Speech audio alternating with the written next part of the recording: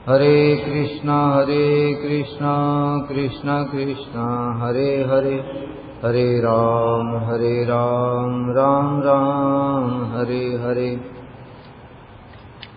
श्री बृहद भागवतामृतम हम लोगों ने कल सुना था। भगवान कैसे भक्त वत्सल हैं, जिनको वो दंड प्रदान करते हैं, जिनका वध करते हैं, उन सबको भी सद्गति प्रदान कर देते हैं। उसके बाद में परीक्षित महाराज जी ने बताया अपनी माता उत्तरा देवी को नारद जी क्या क्या कह रहे हैं, कि नारद जी ने अपनी जीवा को काटा कि अरे तू क्यों इतनी धृष्टता कर रही है, जो भगवान अनंत हैं उनकी महिमा को कीर्तन करने की चेष्टा कर रही है। इसलिए फिर वहां पर स्थापित किया कि भगवान से भी ज्यादा भक्तों की महिमा है। इसलिए अगर हमारी जीवा भक्तों की महिमा को भी कीर्तन करने में समर्थ हो जाए तो हमारी जीवा सार्थक हो जाएगी। जीवा फलम त्वादृश कीर्तनम, अक्षरो फलम ही त्वादृश दर्शनम। इन आंखों का फल क्या है? भगवान के भक्तों का दर्शन। इस जीवा का फल क्या है? भगवान के भक्तों की महिमा का कीर्तन। श्री नारद उवाच महानुभावा भवतास्तु तस्मिन् प्रतिस्वगम यह प्रियता विशेषः भवत्सु तस्यापि कृपा विशेषो दृष्टेन नीयत सकेन जीवहम। वर्णन कर रहे हैं महानुभावा, हे महानुभावो। कौन बोल रहा है? नारद जी बोल रहे हैं पांडवों से। भवतास्तु तस्मिन् प्रतिस्वकम यह प्रियता विशेषः, भगवान कृष्ण के प्रति आप सबकी जैसी प्रियता दृष्टिगोचर होती है। मतलब भगवान कृष्ण जैसा आप लोगों के प्रति प्रेम करते हैं, आप लोग जैसा भगवान के प्रति प्रेम करते हो, उसी प्रकार से भगवान श्री कृष्ण की भी आपके प्रति वैसी ही कृपा का दर्शन होता है। प्रेम दोनों तरफ से होना चाहिए। और विशेष रूप से हम लोग कृष्ण की भक्ति कर रहे हैं, लेकिन हमको कोई जगत में कोई जानता है? कोई नहीं जानता है। माधवेंद्रपुरी भक्ति कर रहे थे, लेकिन माधवेंद्रपुरी को सारी दुनिया जानती है। उनके लिए भगवान ने खीर चुराई, हमारे लिए कुछ नहीं करते हैं। रोग व्याधि है, तड़प रहे हैं, तब भी कुछ देखते तक नहीं। कारण क्या है? कारण यह है अभी हमारा जो प्रीति है केवल हम प्रीति कर रहे हैं, अभी कृष्ण हमसे प्रीति नहीं कर रहे। कितनी प्रीति कर रहे हैं? हाँ चलो बद्ध जीव है, इसको मैंने सन्मार्ग दिखा दिया है, भक्ति का मार्ग, ये भजन करे बस हो गया। अनर्थग्रस्त साधक है, अनर्थ दूर होंगे। निष्ठा, रुचि, आसक्ति, भाव जब कृष्ण के साथ संबंध होगा, जब कृष्ण के प्रति पूर्ण रूप से हम सेवोन्मुख हो जाएंगे, तब कृष्ण हमको प्रेम करेंगे। और जब वो कृपा करेंगे तभी हमारी वैल्यू होगी, उससे पहले कोई वैल्यू नहीं। ठीक है?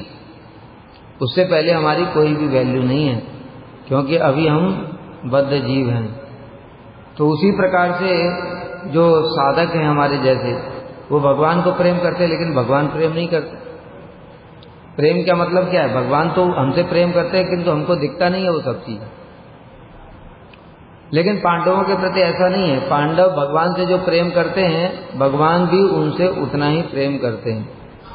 इसलिए कोई भी उनको कष्ट होता है तो भगवान दौड़े दौड़े चले आते हैं। यही बात कह रहे हैं, भगवान श्री कृष्ण भी आप सभी के प्रति वैसी ही कृपा करते हैं, जैसा आप लोग उनके प्रति प्रेम करते हैं, वो भी वैसी ही कृपा करते हैं। हमारे प्रति कृपा क्यों लक्षित नहीं होती? हमारा प्रेम भी वैसा ही है। कृपा तो कर रहे हैं वो अभी भी। अगर कृपा नहीं करते तो हम यहाँ बैठ के हरि कथा कैसे सुनते? माया की जंजाल में पड़े हुए होते। इस समय कोई पिक्चर देख रहा होता, कोई क्रिकेट मैच देख रहा होता, कोई दोस्तों के साथ घूम रहा होता, यही सब तो कर रहे होते। कोई अपने पत्नी बच्चों के साथ में बिजी होता, उनके खाने पीने बहने के लिए सब मार्केट जा रहा होता। यही करते कि नहीं? तो कृपा है, इतनी कृपा है जितना हमारा उनके प्रति प्रेम। हमारा भी प्रेम उनके प्रति है नहीं। प्रेम करने की कोशिश कर रहे हैं, कैसे प्रेम हो जाए। फिर भी भगवान ने बहुत कृपा कर रखी है कि कम से कम हमको पकड़ करके यहाँ पर रखा हुआ है, माया के चंगुल से बचा रखा है, ये भी बड़ी कृपा है। लेकिन पांडव लोग अपने शरीर से भी अधिक कृष्ण को प्रेम करते हैं, इसलिए कृष्ण की कृपा भी वैसी है कि जब भी उनके शरीर को कोई कष्ट आ जाता है, क्योंकि उनका शरीर कृष्ण का ही है, इसलिए जैसा प्रेम है तो कृपा भी वैसी है। इस प्रकार सामान्य रूप में पांडवों के महात्म्य का वर्णन करके अब नारद जी प्रत्येक के प्रति भगवान की विशेष कृपा का महात्म्य वर्णन कर रहे हैं।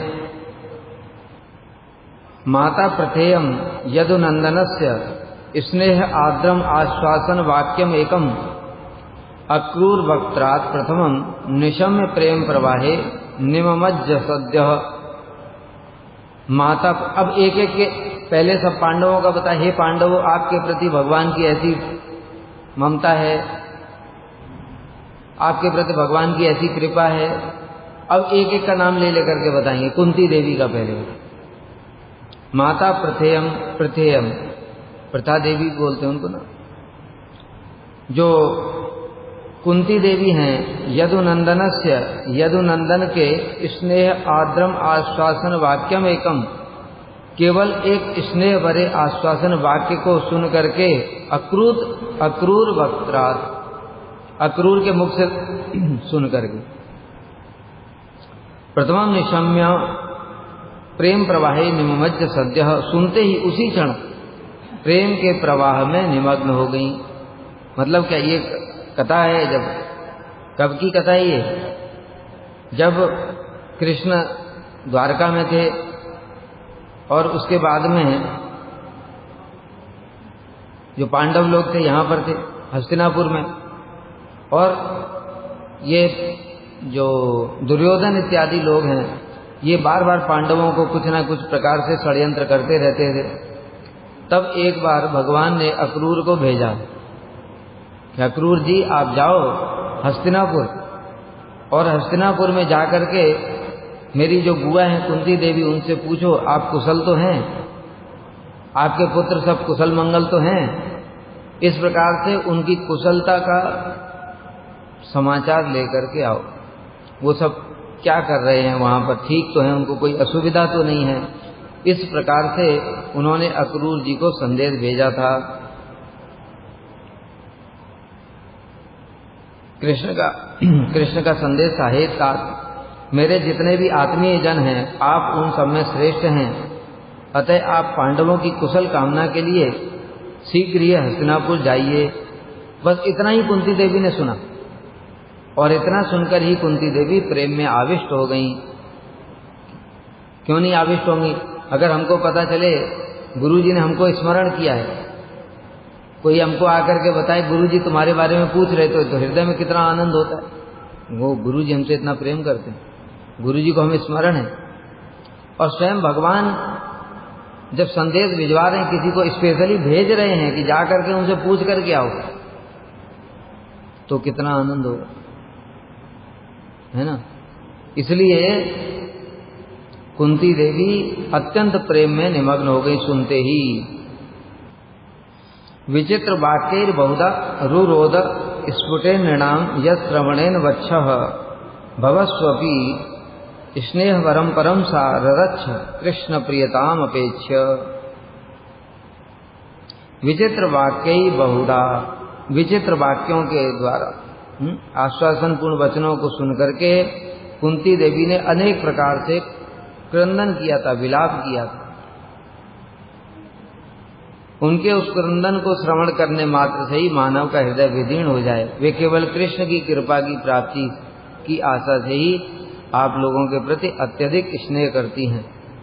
मतलब पांडवों से कह रहे हैं कि जो कुंती देवी हैं वो आप लोगों से क्यों स्नेह करती हैं, क्योंकि आप लोग कृष्ण के अत्यंत प्रिय हो, इसलिए तो कृष्ण उनकी जब हालचाल पूछते हैं। तो आप लोगों के प्रति प्रेम होगा तो कृष्ण की कृपा मेरे ऊपर भी हो जाएगी। कुंती देवी ऐसा सोचती हैं। तब उन्होंने, कुंती देवी ने कहा था, भागवत में 10वें स्कंद में वर्णन है ये, कृष्ण कृष्ण महायोगिन विश्वात्मन विश्वभावन प्रपन्नाम पाहि गोविंद शिशुभिश्चावसीदतीम नान्यव तव पदाम भोजात पश्यामि शरणम नृणाम। 10वें स्कंद में वर्णन है कि कुंती देवी जब ये सुना तो बड़े कातर होकर के प्रार्थना कर रही है, कृष्ण कृष्ण महाभुजा, हे कृष्ण महायोगी महाविश्वात्मन, हे विश्व के पालक, मैं आपके शरणागत हूँ। अपने बालकों के साथ में निरंतर क्लेश से भरे हुए संसार में रह रही हूँ। हे गोविंद, मेरी रक्षा करो। काल के भय से भयभीत मनुष्यों के लिए तुम्हारे चरण कमलों के अलावा और कोई शरण स्थल नहीं है। क्योंकि जैसा कि बताया कि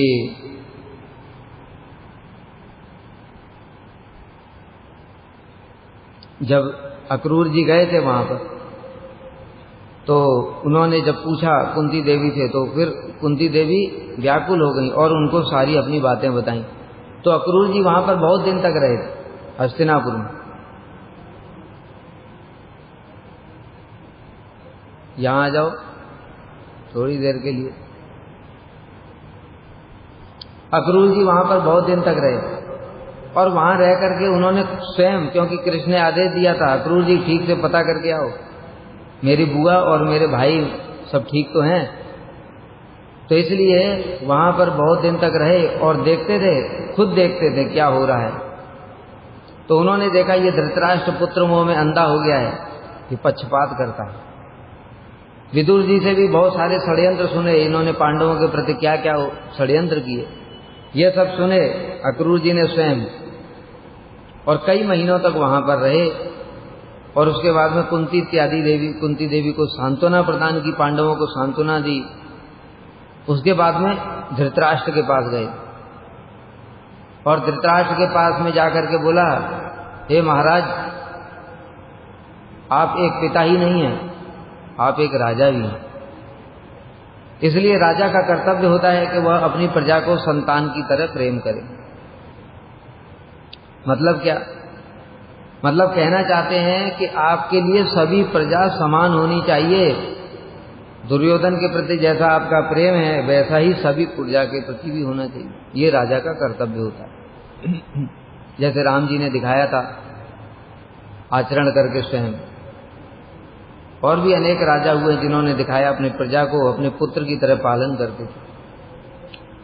तो आप पांडवों के प्रति पक्षपात पूर्ण, ये दुर्योधन के प्रति पक्षपात करके और पांडवों के प्रति इस प्रकार से दुर्व्यवहार मत करो हे राजन। और उनको समझाया धृतराष्ट्र को कि देखो, इस जगत में देखा जाता है कि लोग अपने स्वजन बंधु बांधव भाइयों से बड़ा प्रेम करते हैं, पत्नी परिवार इत्यादि, उनके लिए पाप भी करते हैं। आदमी पैसा कमाता है, कैसे कमाता है?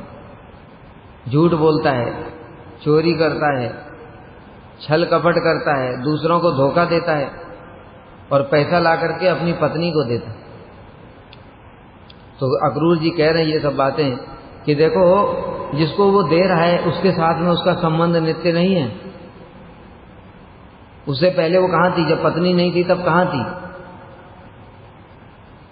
और जब मर जाएगा या वो मर जाएगी तब कहाँ जाएगी? तो कुछ दिन का ही संबंध है, उस संबंध के लिए वो माया में फंस करके उनके लिए पाप आचरण करता है। किंतु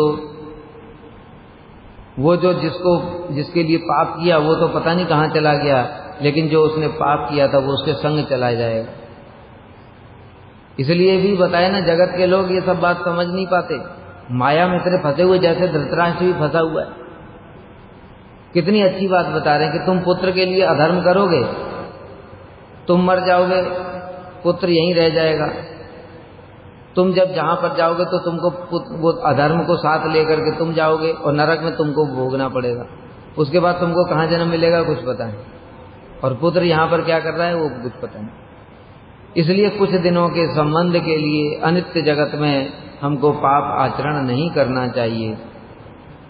इस प्रकार से श्री अक्रूर जी ने धृतराष्ट्र को समझाया। तो धृतराष्ट्र भी बोलता है हे अक्रूर जी, आप इतनी सुंदर बातें बोलते हैं, आपकी बातें सुनते सुनते मन नहीं भरता है। देखो दुष्टों का स्वभाव देखो। लेकिन क्या करूं, मेरा जो स्नेह है मेरे पुत्र के प्रति है, आपके वचन मेरे हृदय में बस थोड़ी देर के लिए रहते हैं फिर चले जाते हैं। इसमें मेरा क्या दोष है बताओ? मैं प्रयास करता हूं, लेकिन मेरा पुत्रों के प्रति इतना मोह है कि आपके वचन मेरे हृदय में स्थिर नहीं रह पाते। मतलब सुन रहा हूं, मैं समझ भी रहा हूं, लेकिन हृदय में धारण करके उनका आचरण नहीं कर पा रहा। जैसा उसका बेटा बोलता है, जाना में धर्मम न च में प्रवृत्ति, ये बाप से ही तो आया ये परंपरा में, जाना में अधर्मम न च में निवृत्ति, त्वया ऋषिकेण हृदय स्थितेन यथा नियुक्तोऽस्मि तथा करोमि। मैं धर्म को जानता हूं। दुर्योधन कह रहा है कृष्ण से, भगवान ने कहा तू पाप क्यों करता है, तुझे इन सबका दंड भोगना पड़ेगा। तो उसने भगवान के ऊपर ही दोष दे दिया। कैसे? दुर्योधन कह रहा है मैं धर्म को जानता हूं, न च में प्रवृत्ति, मेरी उसमें प्रवृत्ति नहीं होती, मैं कर नहीं पाता हूं धर्म। मैं अधर्म को भी जानता हूं, किंतु उसको मैं छोड़ नहीं पा रहा हूं। जैसे कोई चोर है, उसको बोलो कि भाई तू चोरी छोड़ दे, वो कहने मैं छोड़ ही नहीं पा रहा हूं ऐसे करके। तो फिर पुलिस क्या करेगी? ठीक है, तू चोरी नहीं छोड़ पा रहा है, मैं लाठी छोड़ नहीं पा रहा हूं। तो इसलिए फिर कह रहा है तो यार ऋषिकेण हृदय स्थित है ना, हे ऋषिकेश आप ही तो हृदय में विराजमान है। यथा नियुक्तोऽस्मि तथा करूंगी, जैसा मुझे बोलते हो नियुक्त करते हो मैं वैसा कर रहा हूं। मतलब देखो भगवान के ऊपर ही दोषारोपण कर। तो भगवान ने भी कहा ठीक है, तब फिर तुझे नियुक्त करूंगा, भीम को नियुक्त करूंगा तेरी कमर तोड़वाने में, तब बोलना नहीं। इसलिए फिर भगवान ने बोला था भीम को, अहो मजले भैया जंगा में मारो इसकी गदा। तब फिर क्यों रो रहा था? तो उसी प्रकार से बाप भी उसका वैसे ही बाप भी यही कह रहा है कि आप बड़े सुंदर सुंदर मधुर वाक्य बोलते हैं, सुनते सुनते जी नहीं भरता, किंतु ये हृदय में मेरे स्थिर नहीं रह पाते, इसलिए मैं क्या करूं? तो मतलब क्या कहना चाहता है कि भाई मैं बदलने वाला नहीं हूं। तो अक्रूर जी ने भी फिर कहा ठीक है राजन, कि जैसा कर रहे हो वैसा भोगना। और ये कहकर के अक्रूर जी चले गए हस्तिनापुर से। तो उस प्रकार से जब कुंती देवी को सांत्वना प्रदान करी थी, तब उस समय कुंती देवी ने ये सब बातें कही थी, हे गोविंद मेरी रक्षा करो। और यह कहकर के उन्होंने कृष्ण को स्मरण करते हुए क्रंदन किया था, रो रही थी। यदि आपत्ति हो कि उनमें यदि इतना कृष्ण प्रेम है, तो फिर उनका अपने पुत्रों के प्रति स्नेह कैसे संभव है? अगर कोई कृष्ण से प्रेम करता है तो पुत्र, पत्नी, परिवार, संतान, इन सब से प्रेम नहीं होगा। दोनों चीजें एक साथ नहीं हो सकती, माया से प्रेम और कृष्ण से प्रेम। ये दोनों कैसे है? विपरीत, पूर्व दिशा और पश्चिम दिशा। ठीक है, तो इसलिए पूर्व दिशा की ओर कोई जा रहा है तो उसको पश्चिम दिशा में रखी हुई वस्तु कैसे मिलेगी? संभव है? नहीं मिले। तो उसी प्रकार से अगर कृष्ण पूर्व दिशा है तो माया पश्चिम दिशा है।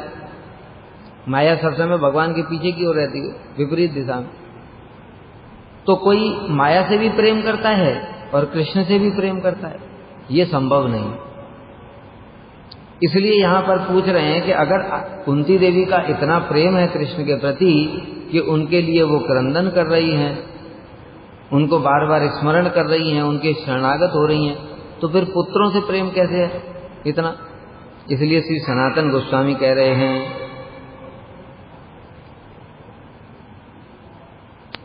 क्योंकि आप जैसे सतपुत्रों के होने के कारण ही उनका वैसा परम स्नेह संभव हुआ है। क्या? क्योंकि पुत्र ये जागतिक पुत्र नहीं है, उनका पुत्रों से स्नेह इसलिए है क्योंकि आप जैसे उनके पुत्र वो भी पांडवों, जो पांडव हैं वो भगवान के परम प्रिय हैं। इसलिए कुंती देवी आपको प्रेम करती हैं। जैसे बताया ना, हम लोगों ने सुना श्रीखंड में रघुनंदन, उनके पिताजी का नाम क्या था? मुकुंद। ठीक है, नरहरि सरकार ठाकुर के भाई मुकुंद। और उन्होंने देखा भगवान का कितना परम भक्त है ये रघुनंदन। गोपीनाथ जी को, गोपाल जी को लड्डू खिलाया और गोपाल जी ने लड्डू हाथ से खा लिया। जब आकर के उनको पता चला तो परीक्षा लेने के लिए छुप गए और छुप करके देखने लगे। तो जब लड्डू खा रहे थे गोपीनाथ जी, तो आधा लड्डू खाया था, उतने में वो बाहर निकल करके आए तो देखा आधा लड्डू ही रह गया।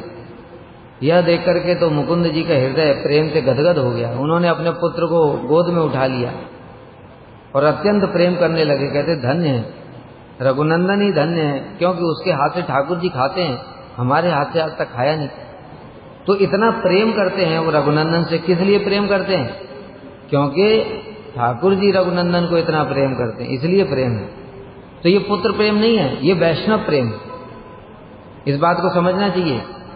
पुत्र प्रेम और वैष्णव प्रेम में अंतर है। इसलिए महाप्रभु के पास में जब गए थे मुकुंद जी, और उन महाप्रभु ने पूछा रघुनंदन तुम्हारा पुत्र है कि तुम इसके पुत्र हो? तो मुकुंद ने क्या बोला? प्रभु ये हमारा पिता है। क्योंकि भक्ति क्या होती हमने इससे सीखा है। तो मतलब हृदय से उसको पिता मानते हैं। क्यों? क्योंकि वो परम भक्त है। तो उसी प्रकार से जो भक्त होते हैं उनके परिवार में भी अगर कोई भक्त होता है तो वो वैष्णव समझ करके उससे प्रेम करते हैं। लेकिन लौकिक आचरण के कारण उसको माता पिता भाई बहन बोलते हैं। समझ गए? जैसे कुंती देवी अब उनको पांडवों को प्रणाम करके थोड़ी बोलेंगे अरे वैष्णव शिरोमणि आपको प्रणाम, ऐसे बोलेंगे। लौकिक आचरण करेंगे ना, बेटा बोलेंगे। लेकिन वो बेटा अंदर से क्या समझ रही है? परम वैष्णव। यही भावना का अंतर है और ये बड़ी विशेष भावना है। अगर ऐसी भावना नहीं होगी, केवल पुत्र समझेंगी, कोई व्यक्ति वैष्णव को भी अगर केवल पुत्र समझता है तो भी उसकी सुकृतियां नहीं बनती हैं, क्योंकि वो लौकिक आचरण कर रहा है। जब वसुदेव देवकी को ले जा रहे हैं विवाह के पश्चात में, कंस रथ चला रहा था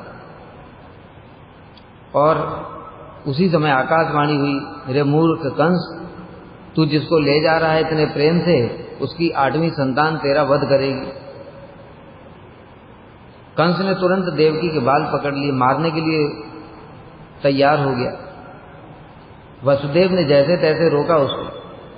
तो वहां पर वर्णन आया, श्रील विश्वनाथ चक्रवर्ती ठाकुर प्रश्न उठा रहे हैं वहां पर कि देखो जो कंस था वो तो वसुदेव महाभागवत है, वसुदेव महाभागवत है, उनकी सेवा कर रहा है। देवकी भी महाभागवत है, स्वयं भगवान के माता पिता विशुद्ध सत्व, उनकी सेवा कर रहा है। अपनी बहन मानता है, पुत्री की तरह मानता है उसको, इतना प्रेम करता है, क्योंकि बहुत छोटी थी देवकी और कंस उम्र में काफी बड़ा था, तो पुत्री के समान ही थी, इसलिए बड़ा प्रेम करता था। तो वहां पर श्री विश्वनाथ चक्रवर्ती ठाकुर कह रहे फिर इसका चित्त परिवर्तन क्यों नहीं हुआ? इसने वैष्णवों की सेवा करी तो वसुदेव और देवकी की सेवा कर रहा है, फिर इसका हृदय बदला क्यों नहीं? तो वहां पर श्रील विश्वनाथ चक्रवर्ती ठाकुर ने टीका में बताया, इसलिए नहीं बदला क्योंकि ये उनको वैष्णव नहीं मानता था, केवल बहन मानता था। वो बहन मानने के कारण ही उसका जो है चित्त बदला। अगर वैष्णव मानता तो उसका चित्त धीरे धीरे परिवर्तित हो जाता, उसके अंदर वैष्णवता आ जाती। इसलिए भगवान ने गीता में बोला ना, अपिचे सुदुराचारो भजते माम अनन्य भाग साधुरेव स मंतव्य। अगर कोई साधु है और उसको दुराचार में लिप्त हो गया है, लेकिन अनन्य भाव से भगवान का भजन कर रहा है, तो भी उसको साधु मानना पड़ेगा, वैष्णव समझना पड़ेगा। अगर कोई उसको ऐसा वैष्णव समझता है तो जो वैष्णव समझ रहा है उस व्यक्ति का भी चित्त शुद्ध हो जाएगा। इसलिए वैष्णव बुद्धि से अगर हम उसकी सेवा करेंगे तो अलग फल मिलेगा, और माता पिता भाई बहन ये सब बुद्धि से सेवा करेंगे तो अलग फल मिलेगा, तो सांसारिक फल ही मिलेगा। हो सकता है कुछ सुकृति मिल जाए, क्योंकि वस्तु का स्वभाव भी होता है। वसुदेव देवकी की सेवा करी, इसीलिए हो सकता है भगवान ने कंस को सदगति प्रदान कर दी। ठीक है, तो कहने का मतलब क्या है कि जो कुंती देवी हैं वो पांडवों से इसलिए प्रेम करती हैं क्योंकि वो कृष्ण के अत्यंत प्रिय हैं। केवल पुत्र समझ करके प्रेम नहीं करती, उनका जागतिक प्रेम नहीं है, उनका पारमार्थिक प्रेम है। ये मेरे पुत्र इतने कृष्ण के प्रिय हैं, अर्जुन को कृष्ण सखा मानते हैं, युधिष्ठिर के पैर छूते हैं, भीम को बड़े भैया बोलते हैं। इसलिए कुंती देवी अपने पुत्रों को इतना स्नेह करती हैं। यहाँ पर ररक्ष पद का तात्पर्य यह है कि श्री कृष्ण के प्रति भक्तिपूर्ण स्वभाव के कारण कुंती देवी का स्वतः ही अपने पुत्रों के प्रति स्नेह नहीं रहा, किंतु पुत्रों के श्री कृष्ण भक्ति स्वभाव के कारण ही, अर्थात उन्हें श्री कृष्ण संबंधी जानकर ही वे उनके प्रति स्नेह रखते। फिर से विशेष बात देखो क्या है, जैसे हम लोग देखते हैं कि हमारे जो गुरुवर्ग हैं, कौन से, श्रील भक्ति वेदांत स्वामी महाराज जी हैं, हमारे परम गुरुदेव हैं। परम गुरुदेव जमींदार थे, ठीक है, जमींदार थे, उनकी बहुत रियासत थी, उसके मालिक थे वो, और उसको बिल्कुल अनासक्त होकर के जमींदारी छोड़ करके आ गए मठ में। अब उसके बाद में श्रील प्रभुपाद ने उनको एक बार आदेश भी दिया कि जाओ तुम अपनी माताजी से मिलाओ। माताजी ने पत्र भेजा था कि मैं उसको एक बार देखना चाहती हूँ, अभी मेरी कब मृत्यु हो जाए पता नहीं। तो इसलिए प्रभुपाद जी ने बोला कि जाओ तुम एक बार माताजी से मिल करके आ जाओ। परम गुरुदेव गए नहीं। उन्होंने क्या बोला, प्रभुपाद ने जब पूछा, सकल जन्मे पिता माता सबे पाए, गुरु कृष्ण नहीं मिले भजा ही आए। प्रभुपाद आपसे ही मैंने सुना है कि सभी जन्मों में पिता माता मिलते हैं, लेकिन गुरु और कृष्ण तो नहीं मिलते, इसलिए बड़ी मुश्किल से मिले हैं, तो उनका ही भजन करना चाहिए। तो गए नहीं घर, जमींदारी छोड़ दिया, माता को छोड़ दिया, सब कुछ छोड़ दिया। किंतु जब उन्होंने मठ बनाया, उस मठ में उनका कितना ममता है, कितनी प्रीति है। जमींदारी छोड़ करके आए, फिर ये बिल्डिंग में प्रीति होगी उनकी? अरे प्रीति होती तो घर में ही बहुत तेरी बिल्डिंगें थी, जमीन जायदाद सब कुछ था, लेकिन यहां पर क्यों प्रीति है? क्योंकि कृष्ण संबंधी है। समझ गए? वो जमींदारी थी माया, और ये कृष्ण की वस्तु है, दोनों में अंतर है। देखने में जगत के लोगों को एक ही लगता है कि इन लोगों को बड़ा मंदिर में आसक्ति, जैसे हम लोग घर में लगे रहते हैं दिन रात, गृहस्थ लोग लगे रहते हैं घर की सफाई करने में, ये करने में, सजावट करने में, ऐसे हम लोग भी तो लगे रहते हैं। हम लोग तो उनसे बहुत ज्यादा करते हैं, क्योंकि उनका घर छोटा सा होता है, 2 कमरे होते हैं, हमारा घर इतना बड़ा है कि पूछो ही मत। तो इसलिए हम लोग भी दिन रात लगे रहते हैं इसी को सजाने में। लेकिन इसमें अंतर है। क्या अंतर है? ये कृष्ण का है, इसलिए ये ममता है भक्ति, और वो ममता है माया। ठीक है? उसी प्रकार से बताया, परम गुरुदेव अपनी माता के प्रति भी आसक्ति नहीं उनके, माता इतना प्रेम करती थी उनकी, उनसे मिलने के लिए भी गए नहीं अंतिम समय में। और जब उनका शिष्य श्री अनंग मोहन ब्रह्मचारी, जब वो बीमार हो गए, तो परम गुरुदेव ने प्रचार विचार सब छोड़ करके दिन रात उनकी सेवा खुद ही लग गए। ऐसा शिष्य वात्सल्य। श्रील वामन गोस्वामी महाराज जी का प्रेस में काम करते करते हाथ कट गया था, तो परम गुरुदेव उनके हाथ को पकड़ करके ऐसे बच्चों की तरह रो रहे थे। इतना प्रेम, इतनी ममता, इतनी बच्चों में भी नहीं होती। तो क्यों ऐसा देखा जा रहा है? इसलिए नहीं है कि वो शिष्य हैं उनके, इसलिए पारमार्थिक है ये कृष्ण भक्त हैं, इसलिए ये ममता है पारमार्थिक। और वो ममता होती है जागतिक, वो ममता जगत में बंधन का कारण होती है, और ये वाली ममता कृष्ण की प्राप्ति का कारण होती है। भागवत में श्लोक है ये कि जो प्रीति, जो ममता जगत के वस्तुओं में, जगत के लोगों में बंधन का कारण होती है, वही प्रीति, वही ममता भक्तों के प्रति, साधुओं के प्रति मोक्ष का कारण है। इसलिए दोनों प्रेम और दोनों ममता एक जैसी नहीं है। उसी प्रकार से जो श्री स्वामी महाराज जी देखो, अपना घर परिवार बिजनेस सब छोड़ करके आए, वृंदावन में रहते थे, और विदेश में जाकर के फिर इस्कॉन बनाए इतने सारे। क्यों बनाए? क्योंकि वो कृष्ण की सेवा की वस्तु है। इसी प्रकार से ये यहाँ पर समझना चाहिए कि जो कुंती देवी हैं, वो भी अपने पुत्रों के प्रति प्रेम इसलिए नहीं करती हैं कि ये मेरे पुत्र हैं, मैंने इनको जन्म दिया है, इसलिए प्रेम करती हैं क्योंकि कृष्ण के परम भक्त हैं। चिरेण द्वारकां गन्तुम उद्यतो यदु जीवनः काकुस्तुति भी आवृत्य स्वगृहे रचते अनया।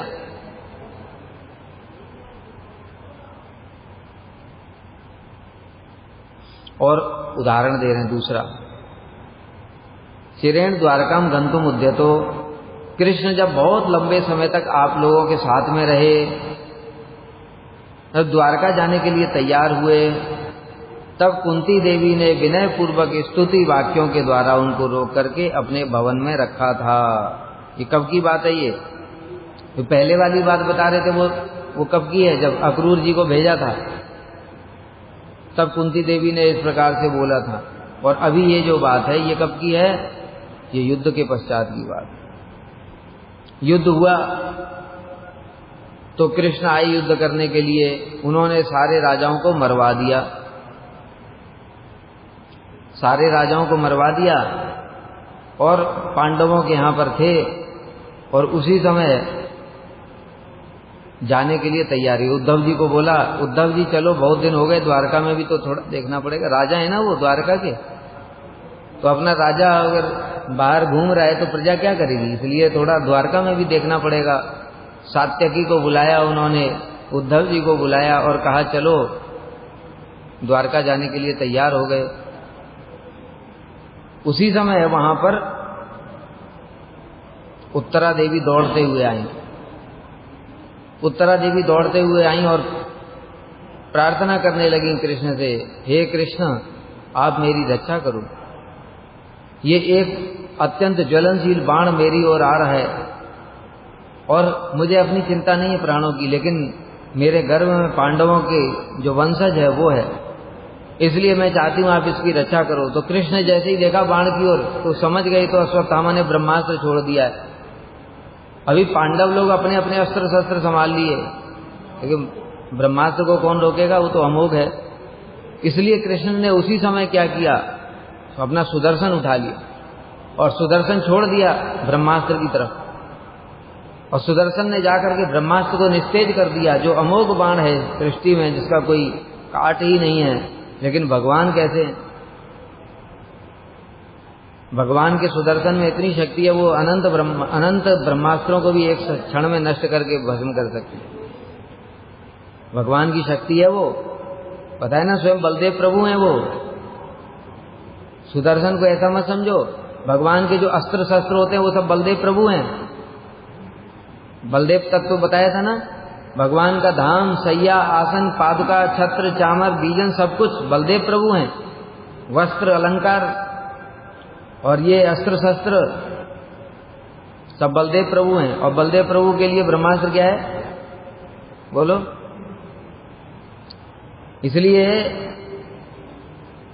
जो सुदर्शन को छोड़ दिया भगवान ने और ब्रह्मास्त्र को निस्तेज कर दिया, और स्वयं उत्तरा देवी के गर्भ में प्रवेश कर गए और अपने संग के द्वारा परीक्षित को ढक दिया कि कहीं इसका तेज तब भी कहीं आ ना जाए, किसी प्रकार से परीक्षित को हानि ना पहुंचा दे। और भगवान स्वयं ही गर्भ में गदा बड़ी तेजी से घुमाने लगे, जिससे कि ब्रह्मास्त्र के तेज को निस्तेज कर दे। इस प्रकार से भगवान, देखो, जो एक बार शिव जी ने बोला था दुर्वासा जी को, जब दुर्वासा के ऊपर सुदर्शन लग गया था तो दुर्वासा भागे भागे पहले ब्रह्मा जी के पास गए थे। तो ब्रह्मा जी ने तो हाथ जोड़ लिए, भैया सुदर्शन है, अगर तुमको हमने कुछ आश्रय दिया तो हमको भी जला देगा, तुम जाओ यहां से जल्दी। इससे पहले ये मुझे भी परेशान करने लगे।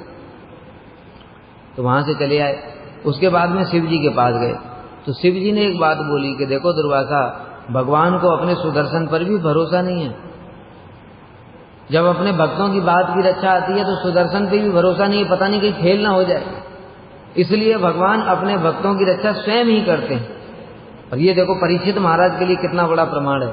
सुदर्शन छोड़ दिया, अभी सुदर्शन के आगे ब्रह्मास्त्र क्या कर सकता है, बताया ना? एक सुदर्शन के आगे करोड़ों ब्रह्मास्त्र भी कुछ नहीं कर सकते। ब्रह्मास्त्र क्या है, कुछ भी नहीं है। लेकिन फिर भी भगवान को विश्वास नहीं है सुदर्शन पे भी कहीं की कहीं फेल ना हो जाए किसी तरीके से, इसलिए स्वयं ही उत्तरा देवी के घर में प्रवेश करके परीक्षित की रक्षा कर रहे हैं। इसलिए भगवान की भक्तवत्सलता के गुण ऐसे ही थोड़ी शास्त्रों में लिखे हुए, वो प्रमाणित है। तो इस प्रकार से फिर उत्तरा देवी की रक्षा करी थी, सुदर्शन ने ब्रह्मास्त्र को निस्तेज कर दिया, भगवान ने परीक्षित की रक्षा कर दी। फिर उसके बाद जब जाने लगे थे, अब तो जब सब काम हो गया, ये भी काम आखिरी था वो भी खत्म हो गया, परीक्षित की रक्षा भी हो गई। अब फिर जब भगवान जाने लगे तब कुंती देवी ने उनको रोका था, और तब कुंती देवी ने प्रार्थना की थी, हे कृष्ण मैं तुम्हें नमस्कार करती हूँ, तुम स्वयं ईश्वर हो, प्रकृति के अगोचर आदि पुरुष हो। इस प्रकार से पुनः पुनः रोक लिया था। मतलब फिर कुछ दिन के बाद कृष्ण ने फिर रथ तैयार किया, फिर कुंती देवी आकर के प्रार्थना करने लगी, कभी उत्तरा देवी प्रार्थना करने लगी, कभी पांडव प्रार्थना करने लगे, बार बार इस प्रकार से कृष्ण को जाने ही नहीं दे रहे थे। इस प्रकार से कुंती देवी का भगवान के प्रति प्रेम है।